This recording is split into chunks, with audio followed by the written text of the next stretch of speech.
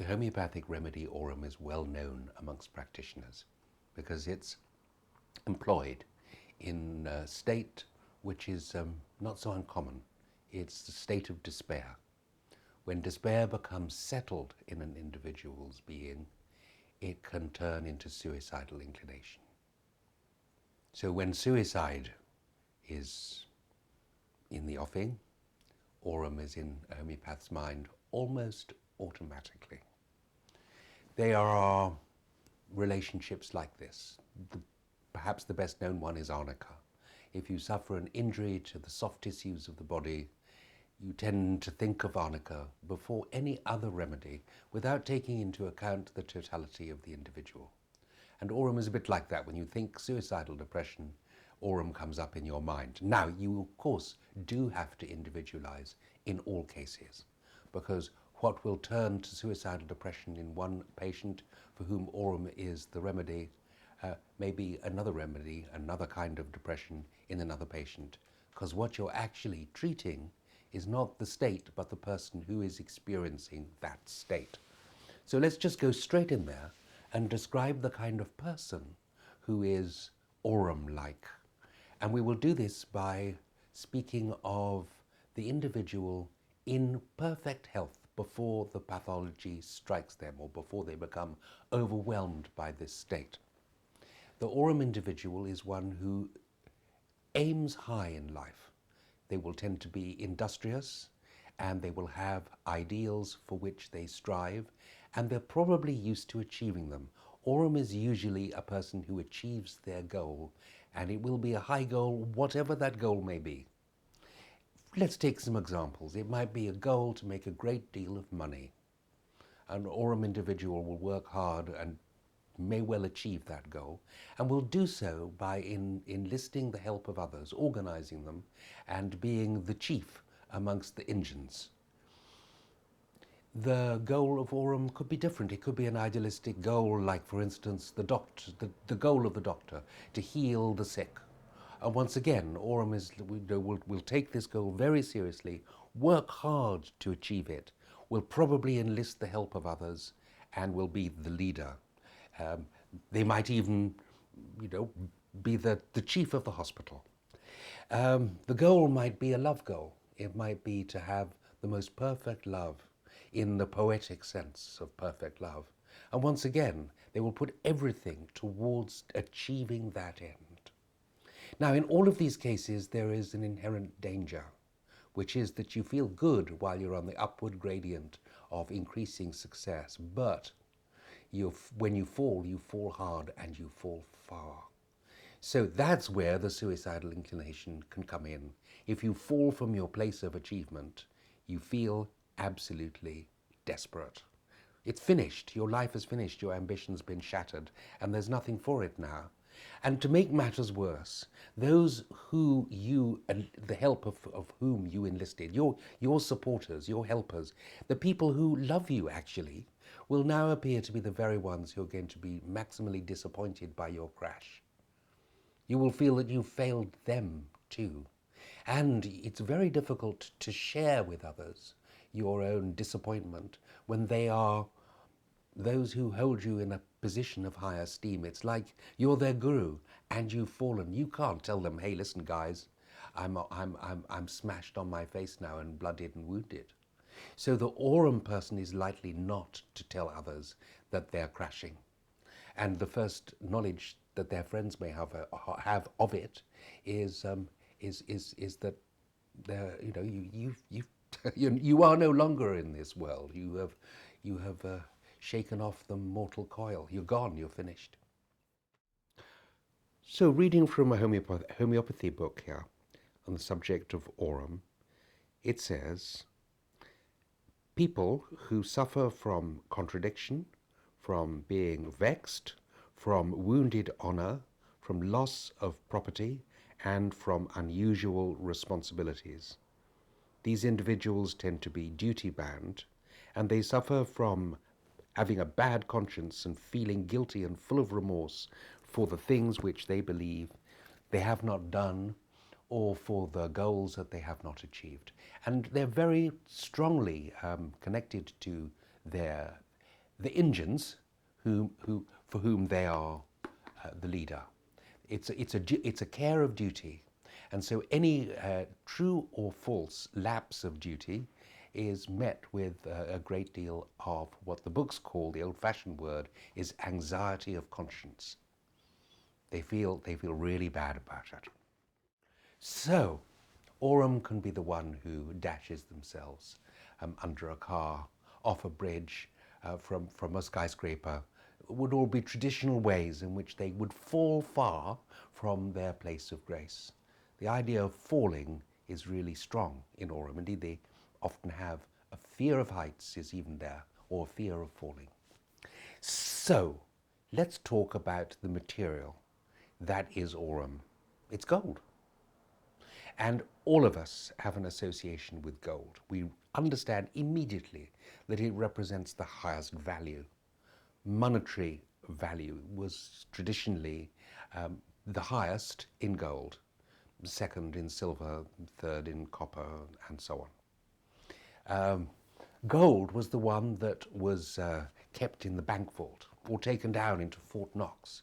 It was buried where it would be safe. And actually burying gold is very traditional. Gold objects of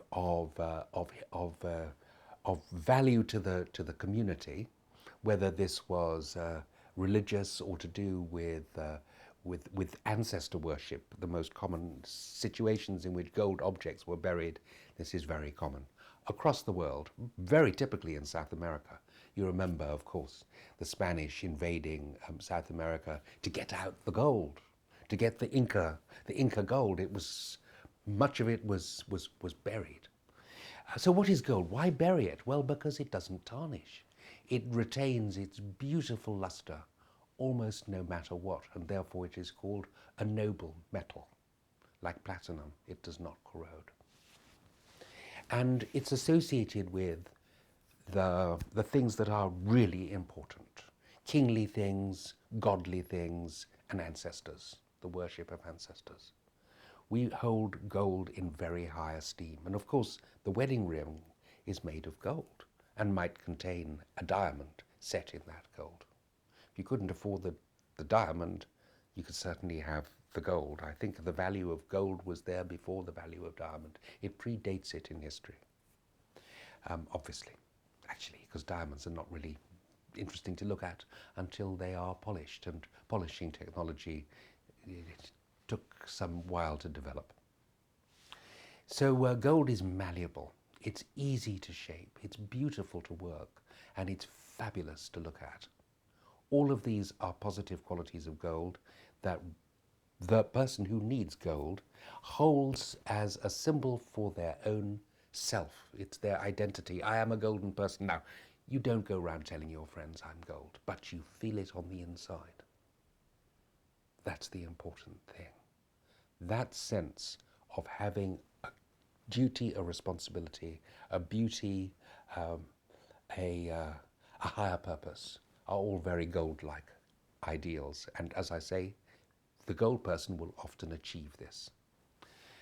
Gold is noble. It means that it won't be attacked by other substances. You know, there is a test for gold. It is that it won't be dissolved by acids except one, which is called aqua regia, and is a mixture of nitric acid and hydrochloric acid, and this is the only easily available substance that can actually attack it. It's uncorruptible. It cannot be corrupted. This is how the gold person feels. I cannot be corrupted. My ideal is so high that it's beyond the law of mere humans. It's divine. That is an incredibly high ideal to carry, so one is actually set up for a crash. The gold person, at some point, is going to come off the summit of their high expectation and fall. So this is really the key dynamic in gold. And it's easy to understand through the substance and through the way in which we have approached that substance as human beings throughout our history. And it's a good example of something that is fundamental in homeopathy, which is that the substance, what it actually is, holds the key to its medicinal capacity. in an essence way, in the way of its essence. And it helps us in prescribing very beautifully. There is one more thing that I would like to say about gold, which is to do with the periodic table. The periodic table of elements as set out by Mendeleev was a most marvelous piece of science, inductive, logical science. We can hold it up as a paragon of what science can do, because it sets things into a system and order which allows predictions to be made about the nature of substance without even necessarily knowing that substance. You can say, because it is in this place, in this system, it will have these properties or qualities. Of course, the system can't describe everything, but it can describe a shell, if you will, into which the substance can sit. So Aurum in this system is very close to the middle of the periodic table. It has an equal number of electrons to take or to give. It's in the center. And this partly explains its nobility. It's also quite low in the periodic table. That is to say, it is a massive atom with a large number of neutrons, protons, and electrons. It's a big fella. And it has the sense of gravitas. If we understand the periodic table as representing an evolution of consciousness, just as Darwin has an evolution of species, we can think of a similar or create an analogical picture for periodic table. We see that Aurum is in the place of the very well established and organized the psyche that is well developed. That's what I'm trying to say. And therefore perfect for the person who can command respect and be in a leader position.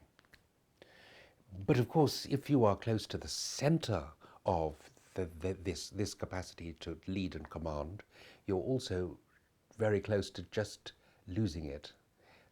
You've gained it, you're at the top, and actually Aurum is already starting to lose it.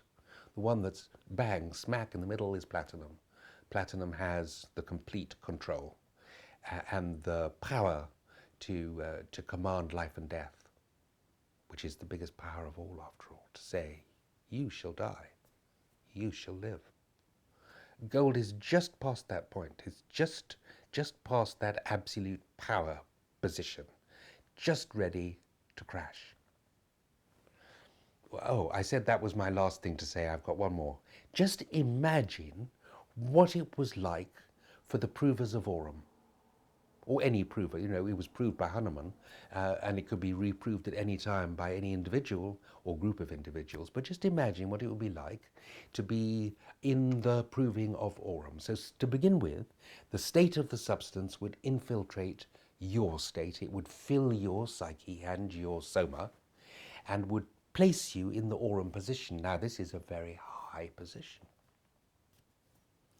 And from that high position, perhaps you could, as it were, look down upon the life that you have led, which in this case, if it's approving, you see, is not an Aurum life. It's just an ordinary life like you or me. Unless, of course, we're Aurums, but hey, chances are we're not. So just imagine what it would be like to be that high and then to look down upon this life. I think you might think that you had not reached very much, and your sense of failure would be huge. That's another way of thinking of Aurum in a nutshell. Imagine what it's like to be in a very, very high place and look down and see the mundane state of the world and of your own life. So I'm just having another little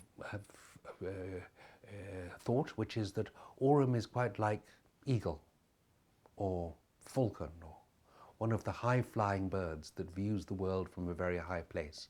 And in the provings of these birds, what has come out, amongst other things, is a sense of the inherent contradictions in human existence, and the desire to shun such demeaning complexity. Of course, a bird can fly free, and the energy is different from Aurum, which is bound into the molecular structure of the world. So Aurum can't fly free. It's held in its structure, but the bird can fly free.